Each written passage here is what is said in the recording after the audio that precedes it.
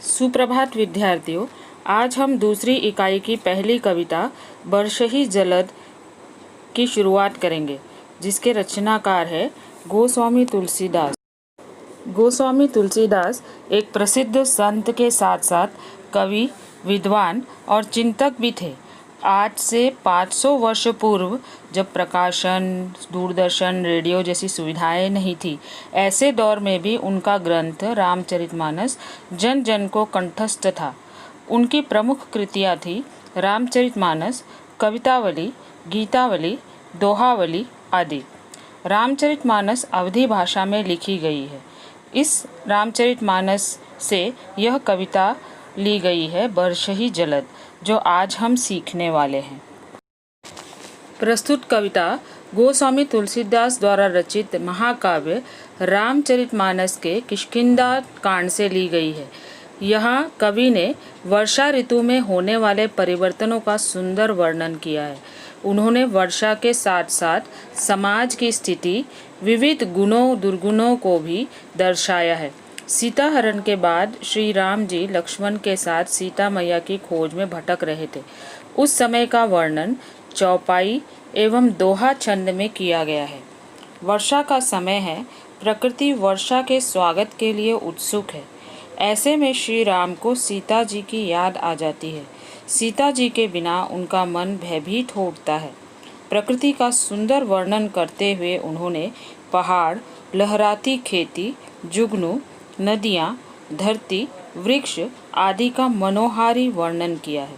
उन्होंने व्यक्ति को सुसंग और सुराज्य के महत्व से परिचित कराया है। व्यक्ति को मद, मोह व कुसंग का त्याग करना चाहिए और उत्तम धर्म का आचरण करना चाहिए, यह सीख दी गई है। चलिए कविता शुरू करते हैं। एक एक पंक्ति को हम समझेंगे और इसमें बहुत सारे कठिन शब्द हैं। मैं सभी कठिन शब्दों के अर्थ आप सबको बताऊंगी। घन घमंड नभ गर्जत घोरा, पियाहीन डरपत मन मोरा। यहाँ पे शब्दार्थ देखिए। घन यानी बादल, घमंड यानी गर्व, नभ यानी आकाश, गर्जत, गर्जत यानी गरजना, घोरा, घोरा यानी भयंकर, डरपत, डरपत यानी डर रहा है या डरना, मोरा यानी मेरा। यानी कवि कहते हैं कि आकाश में बादल उमड़ घुमड़ कर भयंकर गर्जना कर रहे हैं। श्री राम जी कह रहे हैं कि प्रिया सीता के बिना मेरा मन डर रहा है। यानी रावण द्वारा सीता के हरण के बाद भगवान श्री राम व सुग्रीव से मित्रता हो जाती है और मित्रता के कारण सुग्रीव अपनी सेना के सहारे सीता जी का पता लगाने का प्रयास करते हैं। इसी बीच वर्षा ऋतु आती है।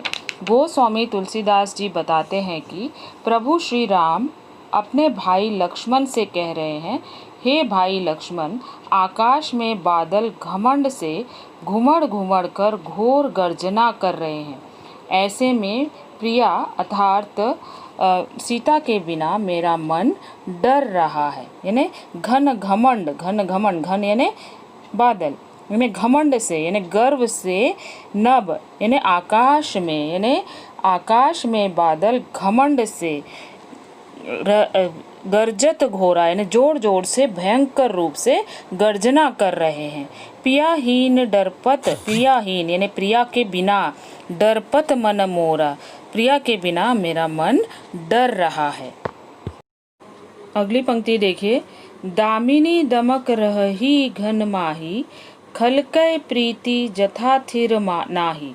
यहाँ पे शब्दार्थ देखिए। दामिनी यानी बिजली, दमक यानी चमक, घन यानी बादल, खल, खल यानी दुष्ट, प्रीति, प्रीति यानी दोस्ती, जथा, जथा यानी जैसे, थिर यानी स्थिर। बिजली आकाश में ऐसे चमक रही है जैसे दुष्ट व्यक्ति की मित्रता स्थिर नहीं रहती, यानी वह चमकती है और चमक कर लुप्त हो जाती है। दामिनी दमक रही ही घन माही, दामिनी दमक रही ही घन माही यानी बिजली, दामिनी यानी बिजली, चमक रही है, आकाश में ऐसे चमक रही है, खल के प्रीति जथा थिर नाही, यानी जैसे दुष्ट व्यक्ति की मित्रता स्थिर नहीं रहती। प्रीति, प्रीति यानी मित्रता या दोस्ती, खल यानी दुष्ट, यानी दुष्ट व्यक्ति की मित्रता, जथा, जथा यानी जैसे, दुष्ट व्यक्ति की मित्रता जैसे, थिर नाही यानी स्थिर नहीं रहती, यानी वह चमकती है और चमककर लुप्त हो जाती है। अगली पंक्ति देखिए, वर्षहि जलद भूमि निराए, जथा नवहि बुध विद्या पाए। शब्दार्थ देखिए यहाँ पे, वर्षहि जलद, वर्षहि जलद यानी बरसने वाले बादल, भूमि यानी पृथ्वी, निराए, निराए यानी पास आकर, जथा यानी जैसे, नवहि यानी विनम्र, बुद्ध, बुद्ध यानी विद्वान, विद्या यानी ज्ञान। इस पंक्ति का अर्थ देखिए, बादल पृथ्वी के नजदीक आकर यानी नीचे उतरकर बरस रहे हैं। हाँ, वर्षहि जलद भूमि निराए यानी पृथ्वी के नजदीक आकर, पास आकर, निराए यानी पास आकर, भूमि यानी पृथ्वी, पृथ्वी के पास आकर बरसने वाले बादल जो है पृथ्वी के पास आकर बरस रहे हैं। ठीक उसी प्रकार जैसे विद्वान व्यक्ति विद्या प्राप्त कर विनम्र हो जाता है, जिस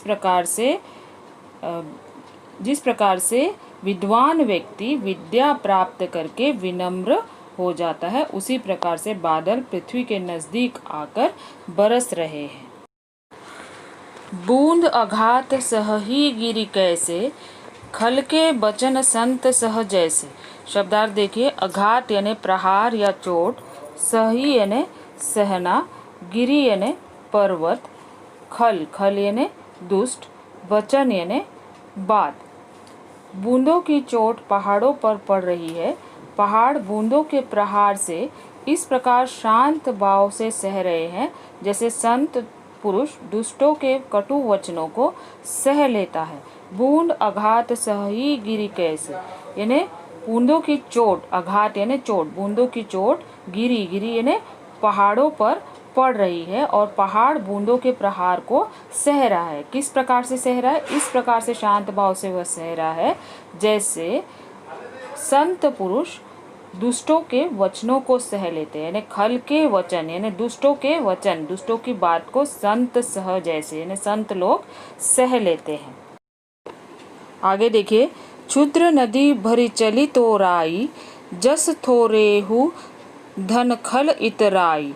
यहाँ पे शब्दार्थ देखिए, क्षुद्र यानी छोटी, छोटी नदी, क्षुद्र नदी यानी छोटी नदियाँ, नदी भरी चली तोराई, तोराई यानी तोड़कर, जस थोरेहु, थोरेहु यानी थोड़े से भी, धन खल इतराई, हाँ इतराना यानी इठलाना।